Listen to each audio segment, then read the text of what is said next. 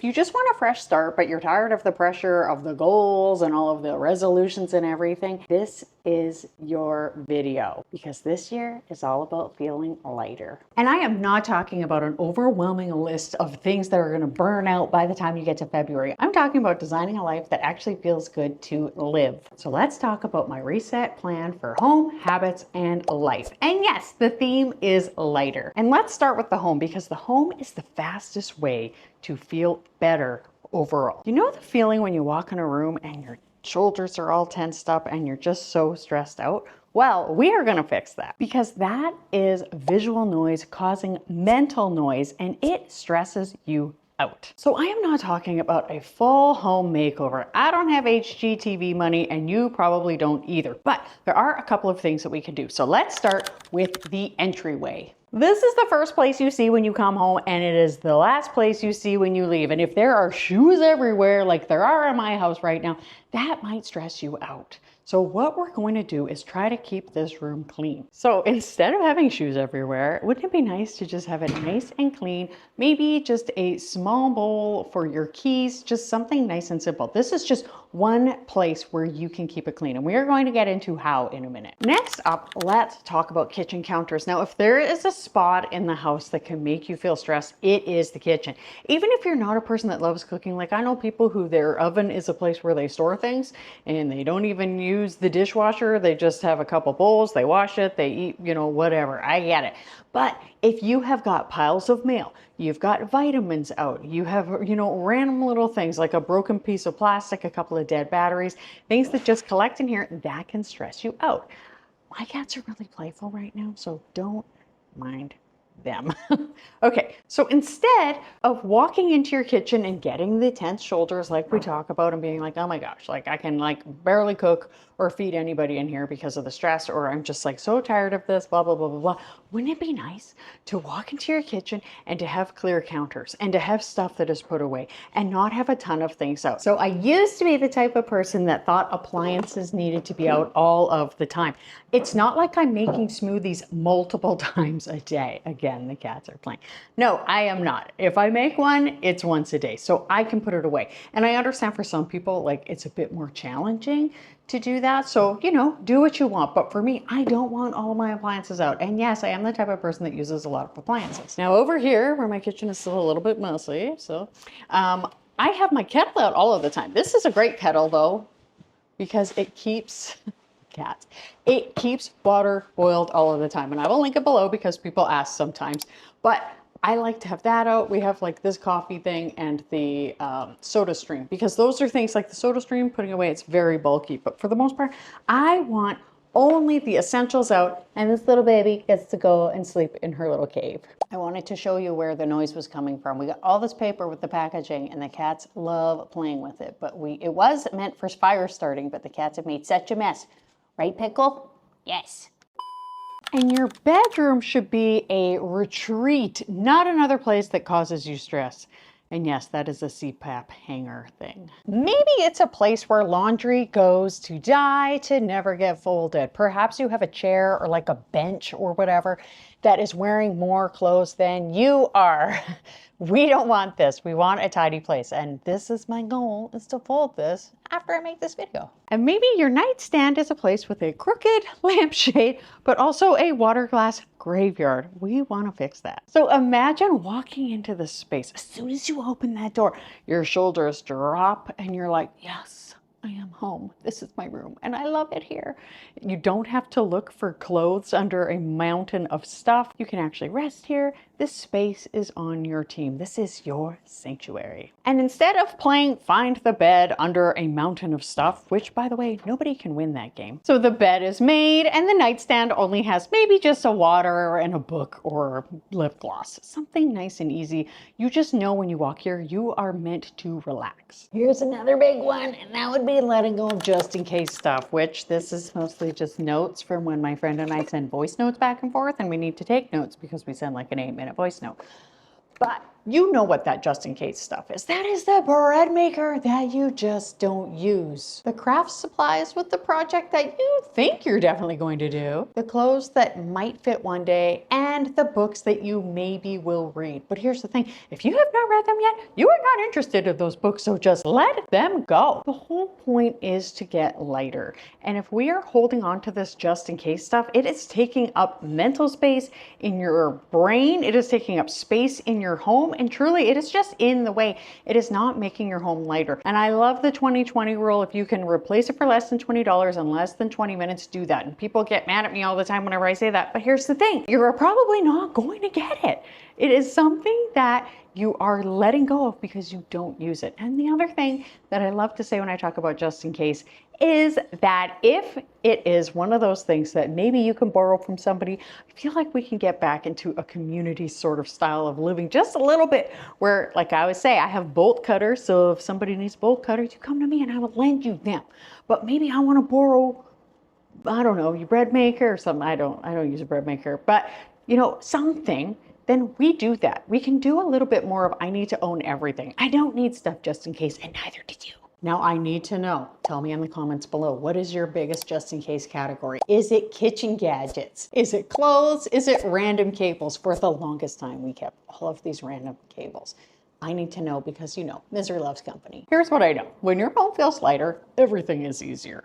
Cleaning is easier, finding things is faster, and breathing gets deeper. And lighter gives you less to manage overall. And that is truly what we want, an easier life, don't we? Okay, we are going to talk habits, and I'm going to try not to hand talk too much because I do that too much.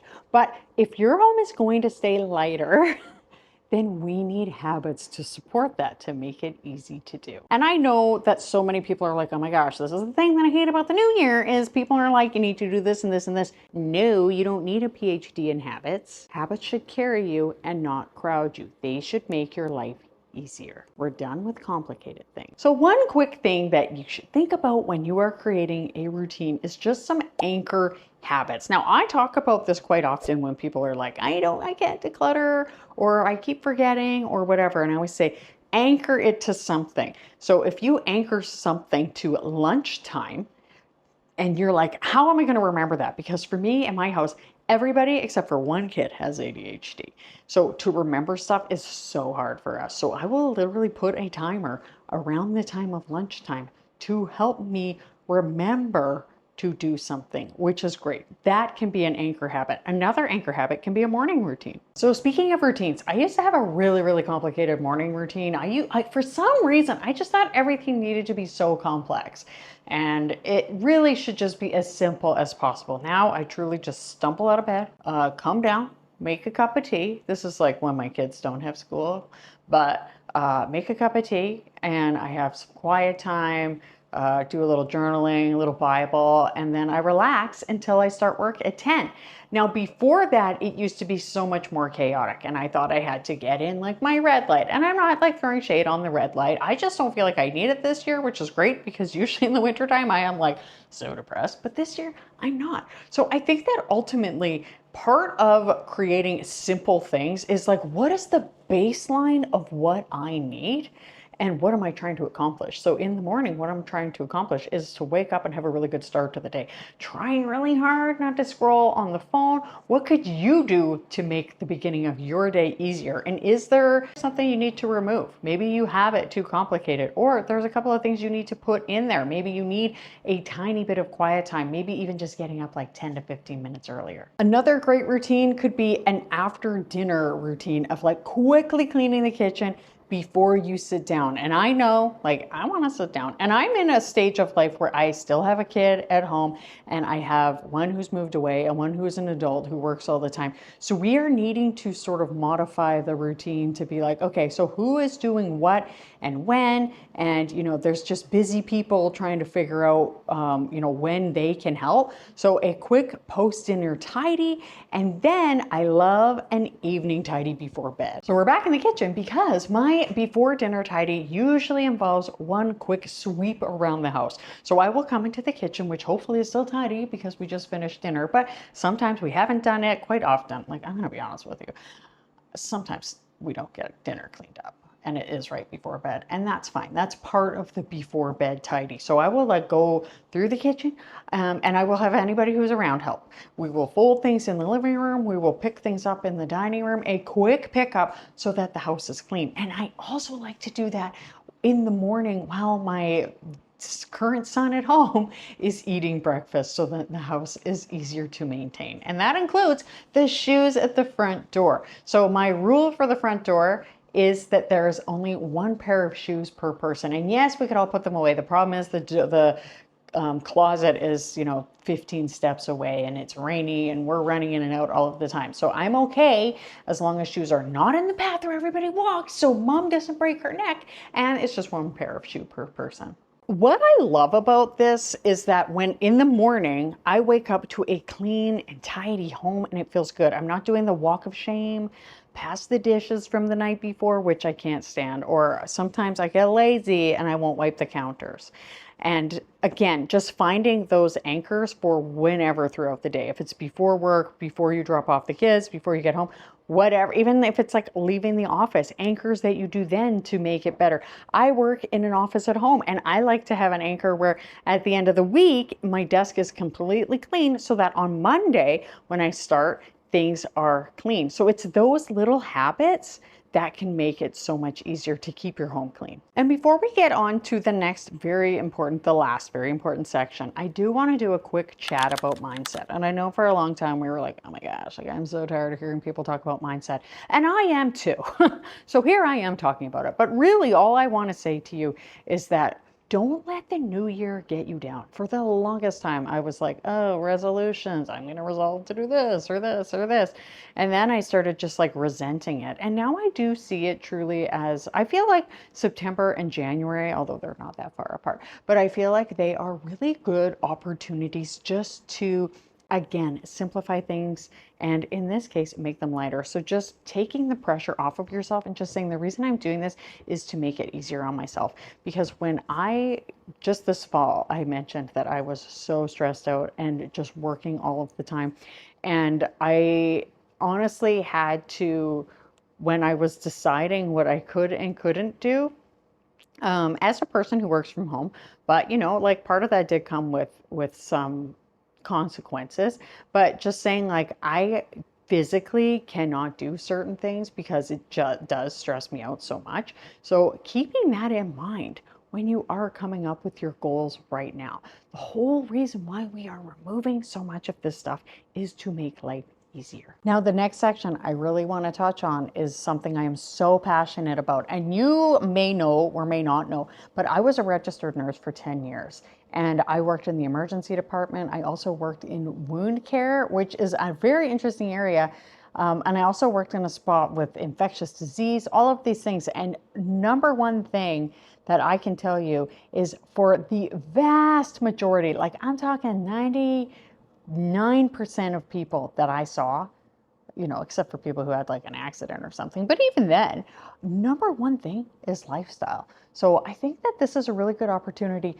And, you might be like, oh, you're going to talk about water and blah, blah, blah, blah, blah. I could, and maybe I will. But I think that the most important thing is stress. We don't talk about how much stress impacts so many areas of our life. And I have mentioned before about how when we're stressed, our cortisol levels go up. That increases blood pressure, which increases your risk of stroke. It also increases your risk of disease and harder to fight infection, blah, blah, blah, blah, blah. Now, don't worry, because you might be like, okay, that stresses me out when you're telling me that, Robin. Don't worry.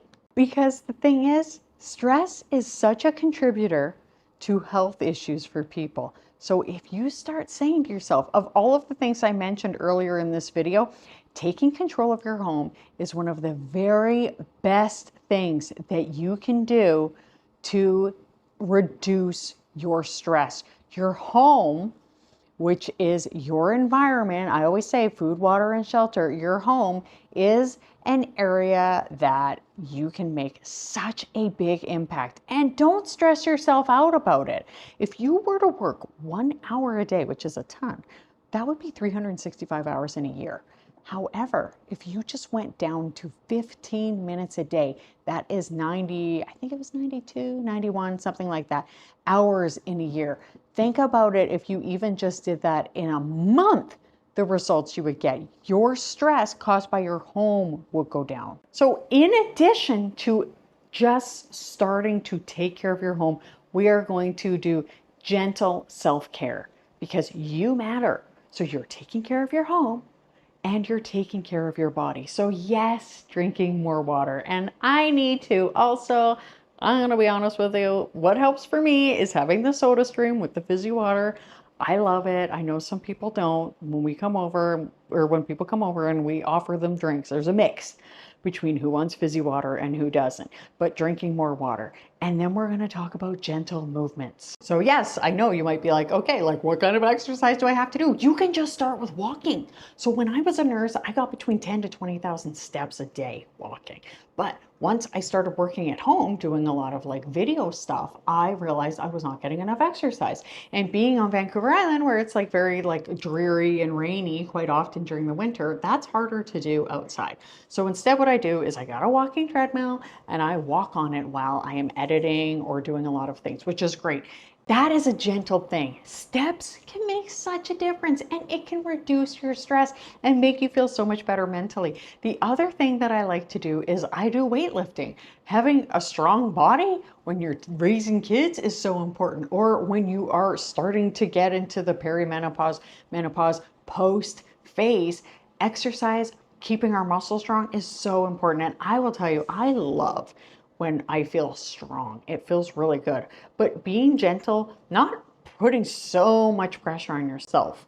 I hear like half an hour a day can be good. So go for that. I think half an hour a day is great. And for me, sometimes like I am like walking on that treadmill so much while I'm working, I get like 12,000 steps and my body's like, don't you dare do any more work. And you know what? I don't. I will just let myself have a little bit of rest. And I used to think exercise meant suffering. And I remember like I would be going to trying to swim. I'm not a good swimmer. I am a sinker, but I would think that exercise meant suffering, but it doesn't. Now, the other thing I'm going to talk to you about quickly is something that I have done in the last few years. So first of all, I read this book by this great girl, and on Instagram, she's called the Glucose Goddess, but her name is like Jessie Inchope, or I don't know how she says it, but she talks about, eating fruits and vegetables before every meal. So I have been doing that for 2 or 3 years now, and it's been great. And one of the things I do is I eat a salad for lunch every day.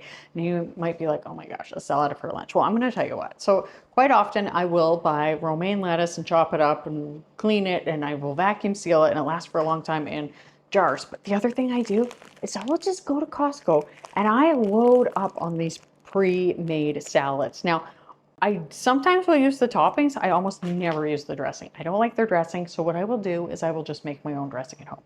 And I will add in some canned salmon or canned chicken, or I will just cook up chicken once a week, once or twice a week, and just add it to my salad. That way I can make sure that I get like tons of vegetables for lunch every day. I will do a thing about my breakfast soon, because I have had people ask about it, but I also like to get a ton of fiber in the breakfast.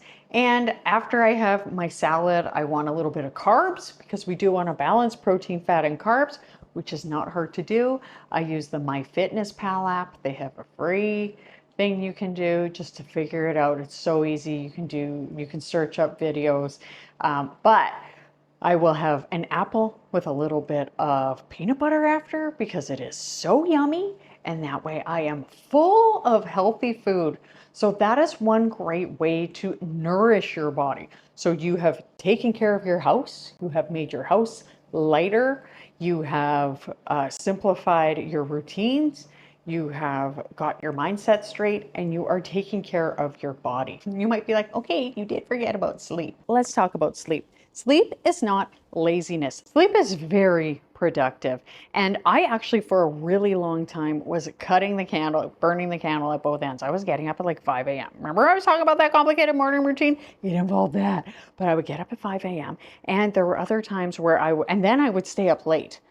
I was brutal to myself. The thing is, your body is going to make you suffer if you do that. It also makes you age quicker. It makes you it can actually increase your risk of Alzheimer's. It makes it harder to remember things. It makes it harder to be patient with your kids. It's just so bad for you to not get enough sleep. And so you need to make sure that you get as much as you need. So for me, I do actually need about 8 hours. I've heard people say, actually, a lot of people only need 7 hours. That is so not me. I need like at least 8 hours. I actually think I probably need 9. I think that when I'm finally done, parenting and just working at home, I will probably have a bit more of a 9-hour sleep schedule. But just remember, and there's a great book called Why We Sleep by Matthew Walker, and I talk about it to everybody. It is such a good book, and you will learn so much about sleep and about what affects sleep and all of the things. So just remember, sleep is really important. And I have talked about rest before. I'm not going to get into it too much, but making sure you take at least one down day a week to relax. When your home feels lighter and your habits feel lighter and your mindset is lighter and your body is lighter, that is when the fresh start becomes real. Because you wake up in your peaceful bedroom and you start yourself with simple routines. You come down to a nice clean kitchen and your day just starts to flow. And as time goes on, you are going to feel better and better. And this is not necessarily a new year thing. Oh my gosh, more cats. This is not necessarily a new year thing. This is something that you can do forever, but it's just that so often in the new year, that's when we want to do these things. And I have 4 cats, and that is definitely my max amount of cats. This is not about perfection. It's about direction, and it is creating a life that feels sustainable and good forever. A life where you have energy and you're not constantly managing chaos. Doesn't that sound good? I think you are gonna love this video. If you're new here, I invite you to subscribe. If you haven't subscribed, please subscribe. Please like this video. I hope something great happens for you today. Thank you so much for watching, and I'll see you next time. Bye.